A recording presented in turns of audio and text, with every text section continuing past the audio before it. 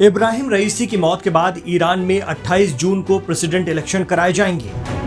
सदर के ओहदे के लिए इच्छुक उम्मीदवारों को 5 दिनों के अंदर दरख्वास्त देना होगा।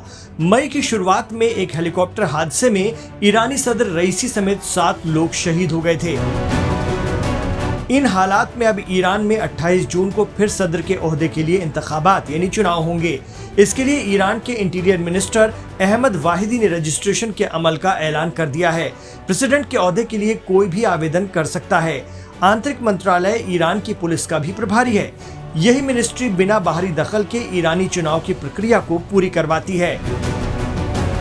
हालांकि ईरान में सभी आखिरी फैसले लेने का हक सुप्रीम लीडर 85 साल के आयतुल्ला अली खामनेई को ही है।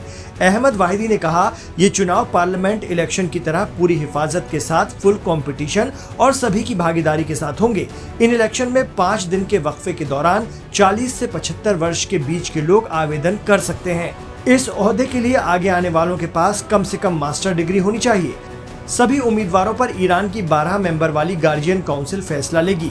गार्जियन काउंसिल मौलवियों और अदलिया का एक पैनल है, जिसके chief supreme leader ayatollah Khamenei है। पैनल ने कभी किसी खातून यानी महिला और न ही ऐसे शख्स की उम्मीदवारी कबूल की है जिसने देश के शासन व्यवस्था में बड़े बदलाव करने की मांग की हो। मरहूम इब्राहिम रईसी खामनेई के शागिर्द थे और उन्हें खामनेई का बेहद करीबी भी माना जाता था। ईरान के 2021 के राष्ट्रपति चुनाव में रईसी को जीत मिली थी। उस वक्त गार्जियन काउंसिल ने उन सभी उम्मीदवारों को अयोग्य यानी नाअहल करार दे दिया था जो उन्हें चुनौती दे सकते थे। उस चुनाव में ईरान की तारीख में प्रेसिडेंट के लिए सबसे कम वोटिंग हुई थी। इसके बाद चौतरफा विरोध और चुनाव के बायकॉट की खबरों के बीच ईरान में इस साल के पार्लियामेंट्री इलेक्शन में भी मतदान प्रतिशत बेहद कम रहा था। आइए आपको बताते हैं सदर के ओहदे के लिए इस्लामिक रिपब्लिक ईरान में कौन कौन पेश कर रहा है प्रबल दावेदारी। इस पद पर उम्मीदवारों को लेकर कयास लगाए जा रहे हैं। देश के केयरटेकर प्रेसिडेंट मोहम्मद मुखबर मजबूत दावेदार हो सकते हैं, क्योंकि उन्हें कई बार सुप्रीम लीडर खामनेई से मिलते देखा गया है। इसके अलावा पूर्व कट्टरपंथी यानी शिद्दत पसंद सदर रहे मोहम्मद अहमदी नजाद और साबिक सुधारवादी राष्ट्रपति मोहम्मद खातमी के भी संभावित उम्मीदवारों के रूप में चर्चा है। लेकिन ये सवाल बना हुआ है कि क्या गार्जियन काउंसिल उनके लिए राजी होगी।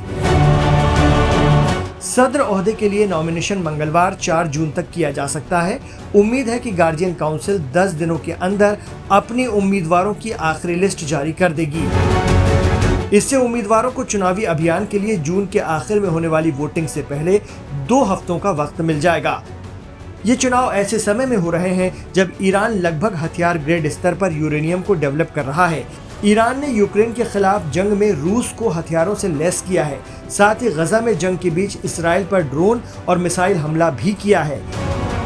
तेहरान पर मिडिल ईस्ट में दबदबा बनाने के लिए यमन के हूती बागियों और लेबनान के हिजबुल्लाह जैसी तंजीमों को हथियार देने का भी इल्जाम है, जिससे ईरान और अमेरिका के दरमियान तनाव बढ़ गया है।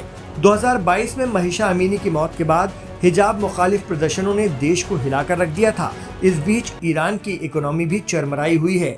ऐसे में नए चुने जा रहे सदर के सामने भी कई बड़ी चुनौतियां होंगी।